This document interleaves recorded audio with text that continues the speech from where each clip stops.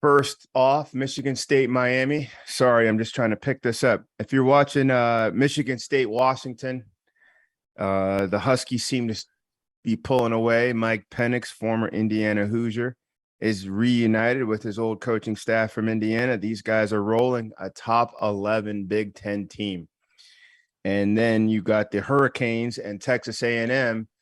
They're down here dancing in College Station. Seems to still be pretty much of a one-score battle. Thoughts on either one of these two games, fellas, since they're still going on right now? Trevor, I'll just start with you. Either one of these two caught your eye more so than the other? Yeah, I'll go out to College Station. Obviously, a heartbreaking loss for the Aggies this past week, with what's at least this far in the season being a proven App State team that has some grit, that's riding a wave. We'll see what they do down the stretch, but change of quarterback, that is always a big question mark, right? You move from Haynes King to Max Johnson. Max Johnson obviously has a lot of experience coming over from LSU. I think he's stepped in tonight so far in this game, and he's provided, I'll say, some stability. Now, they're not blowing out Miami, but Miami could or could not be a good team at this point. But they're being competitive. He's not turning the ball over. He's moving the ball down the field at times. He's staying ahead of the chains, and that's what you want to see. To come out this week and play a team that's in the top 15 and be ahead by 2 scores now late in the third, that's what you wanted to see in response from last week, if you're an Aggie fan or an Aggie player. And so hats off to them. Now, is everything fixed in College Station? Absolutely not. Long road ahead. Haven't even gotten into the teeth of their into their season, But this is what you wanted to see in response to last week, if you're a fan or if you're a player, in my opinion. Love it. Bryce, either way, are either of these games more impactful than the other? Did we learn about any one of these 4 teams, in your opinion, especially off of what Trevor just gave us?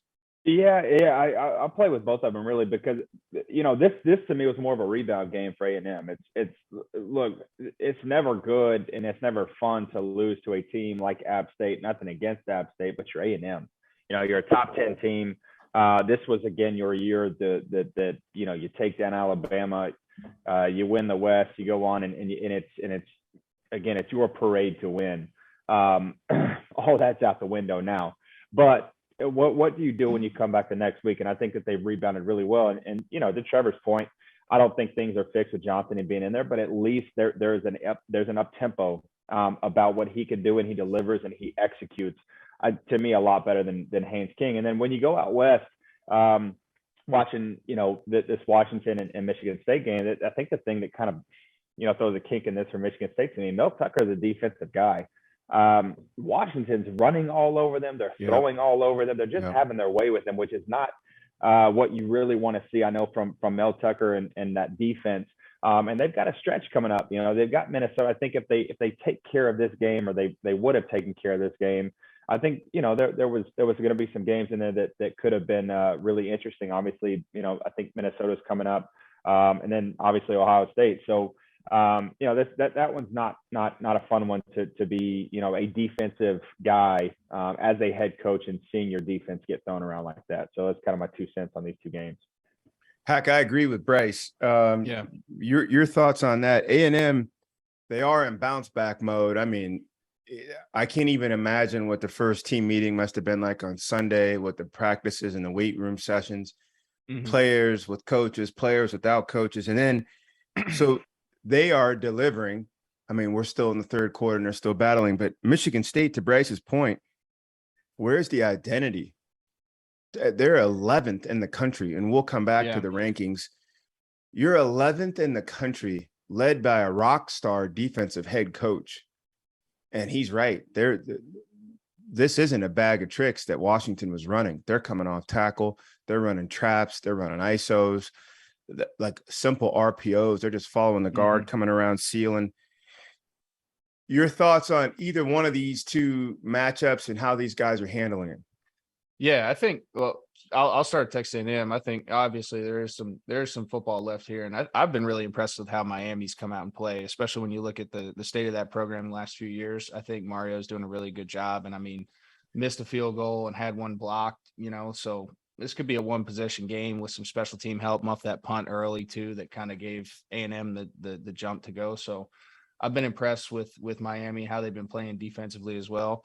So I'm just going to keep an eye on this throughout this show, but then shifting it out west, really impressed with Michael Penix in Washington. Like you said, I mean, they came out and punched Michigan State right in the teeth. I think Michigan State was one of those teams that benefited from their success last year in terms of their preseason rankings. Kind of didn't play anybody, didn't really find anything out about them. And this was their first test, but they had some depth issues in spring ball. And I think Mel's, the biggest gap that he's had has been their secondary. They've given up a ton of explosives last year. Kind of live or die by the three type of defensive philosophies, brought some creative pressures and things like that, but they got burned a lot, and Washington took advantage of that today. And a guy that was very familiar with that from last year at Indiana, who took it in the teeth all year. So Michael Penix, hats off to you. I thought you put together three really strong performances, found a home out there in Washington. But I think we found out a little bit more about Michigan State. I think that they're going to be a good football team, competitive football team, tough football team, but I don't think they're quite there yet from a developmental standpoint, due to the fact a lot of their immediate success was from the transfer portal, and they lost that to the NFL next year. So Mel's still, I think, trying to figure out his DNA and his blueprint internally. What's going on, guys? Rob Doster here, the founder of the Field of 68 and the Field of 12 Media Networks. I wanted to take a quick minute to let you guys know about an exciting new project that we have been working on for the last 3 months. The Almanac, an all-encompassing preview of the 2022-23 college basketball season. We spoke with every single Division I head coach to give you a robust and accurate preview for all 363 Division I college basketball teams. We have predictions for conference finishes for all 32 leagues. We have features on the best freshmen, the best big men, the breakout stars, the coaches on the hot seat, so much more. It is 600,000 words of sheer happiness for the college basketball fan in your life. The Almanac is going to be available for digital purchase on September 26th for just $19.99, but you can pre-order it today using the promo code HOOPS and save 20%. Just hit the link in the description below.